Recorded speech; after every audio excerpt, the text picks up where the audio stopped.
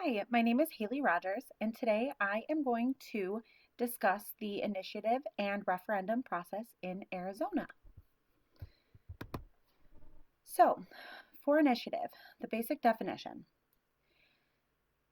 An initiative is a way for voters to propose new laws or amend existing laws by collecting signatures from registered voters in order to get the issue put on the ballot. The signatures must be filed with the Arizona Secretary of State's office 4 months before the next election. If the new law or amendment has the required amount, which is 15% of qualified electors to propose a constitutional amendment and 10 for a statutory amendment on the ballot, it will then be added to the ballot for voters to decide yes, which means enacting the new law, or no, retaining the current law. A referendum. A referendum is the ability for voters to veto or reject a law or part of a law by collecting enough signatures from registered voters to place the issue on the ballot. The Arizona Constitution reserves this power for most laws except emergency measures, which cannot be referred.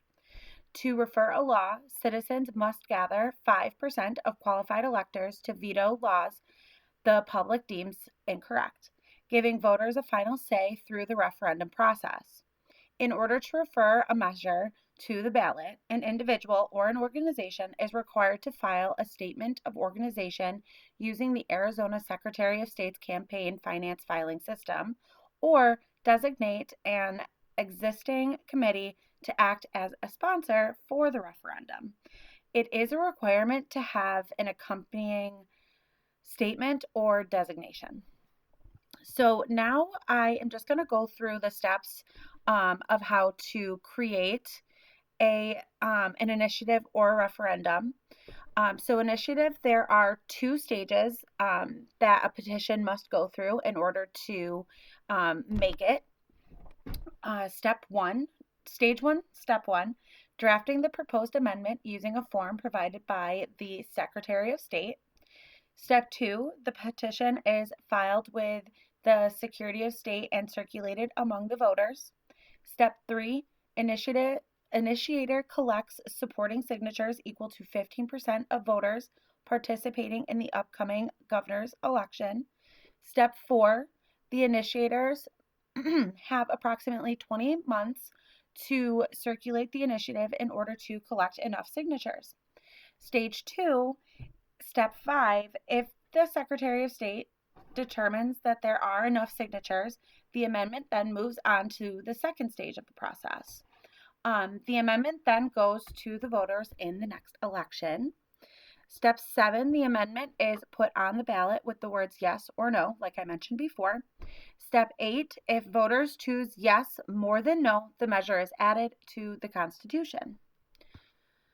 The process for a referendum is a little different.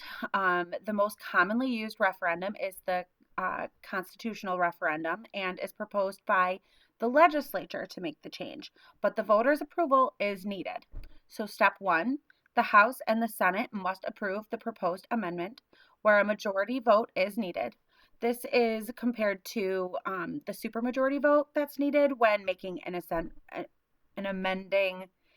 making an amendment for the U.S. Constitution. Sorry about that. Step 2, once the amendment is approved by the legislature, it then goes to a vote by the citizens. Step 3, the amendment then goes to the voters in the next election. Step 4, the amendment is put on the ballot with the words yes or no. And step 5, if voters choose yes more than no, the measure is added to the Constitution. Now, I'm going to just talk a little bit about the comparing and contrasting these two processes. In our textbook, McFlory explains that initiatives allow voters to approve or reject measures that have been drafted by the citizens, whereas referendums allow voters to approve or reject measures that have been drafted by legislature. The book discusses 5 procedures: a constitutional initiative, a statutory initiative, a constitutional referendum, a statutory referendum by referral, and a statutory referendum by voter petition, which is the popular referendum. Each is different, and each have a different category of what they are attempting to change. Initiative processes are triggered by citizens and require signatures, where referendum processes are triggered by legislature and do not require signatures. They are referred to voters by a majority vote of legislature. Now I'm going to just kind of discuss the pros and cons of each. Initiatives and referendums are important to Arizona because they allow citizens to take part in lawmaking, in the lawmaking process by proposing and rejecting laws directly. However, giving voters this power comes with several pros and cons worth noting. A major benefit of these processes is that they give Arizona citizens a voice and allow them to make laws that affect their lives. Initiatives are solely a people process, allowing voters to change the state's constitution as they see fit. It's important to note that because this is a people's process, there is no legal or editorial assistance from the government, which is noted in the book by McClory. Um, as a result, petitions are submitted at many levels of professionalism. Some may be typed or handwritten, some written in full legal jargon, and some with several grammatical errors. Regardless, they are not withheld from proceeding. The only limitation when submitting a petition is that it must focus on one subject to avoid confusing voters. This limits the possibility of a 2-for-1 deal when voters cast their votes. They may agree with one portion, but not the other. So just focusing on one subject at a time. This protects voters from confusion and prevents them from accepting unrelated or unwanted changes to the Constitution, which is also mentioned in the textbook. Another positive aspect that these processes have is that it builds trust in the political system and ensure that laws reflect citizens' wants and needs in their state. We see this in the referendum process, where the legislature proposes laws that voters may not agree with and gives voters the power to reject them. This helps citizens keep their legislature in check by blocking laws they believe could be harmful and holding legislators accountable for their actions.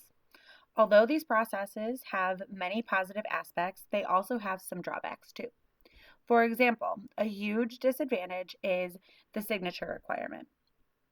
Even though this filters out proposals that may be, according to the textbook, frivolous or lack widespread support, it sets the required signature threshold at an exceptionally high level.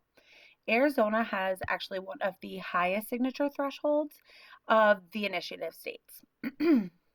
Another major disadvantage is the cost of paying for successful initiatives. Most successful initiatives are expensive because initiators pay circulators to collect signatures, creating the potential for signature fraud. Another disadvantage of the cost is that it limits the potential for grassroots voices to be heard. This can be negative because it allows the wealthy to kind of dominate the process, limiting equal access for all citizens. Lastly, I just want to explain how initiatives and referendums support the idea of direct democracy as outlined in the Arizona Constitution. Initiatives and referendums support the idea of direct democracy in Arizona because it gives people the opportunity to make decisions that matter in their communities. In the book, Understanding the Arizona Constitution, McClory explains that democracy is loosely translated from Greek as rule by the people.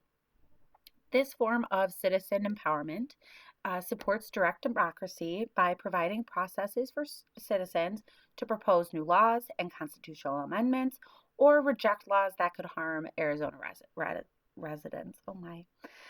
Initiatives give citizens the power to make laws that significantly affect them, whereas referendums give voters the power to approve or reject changes proposed by legislature.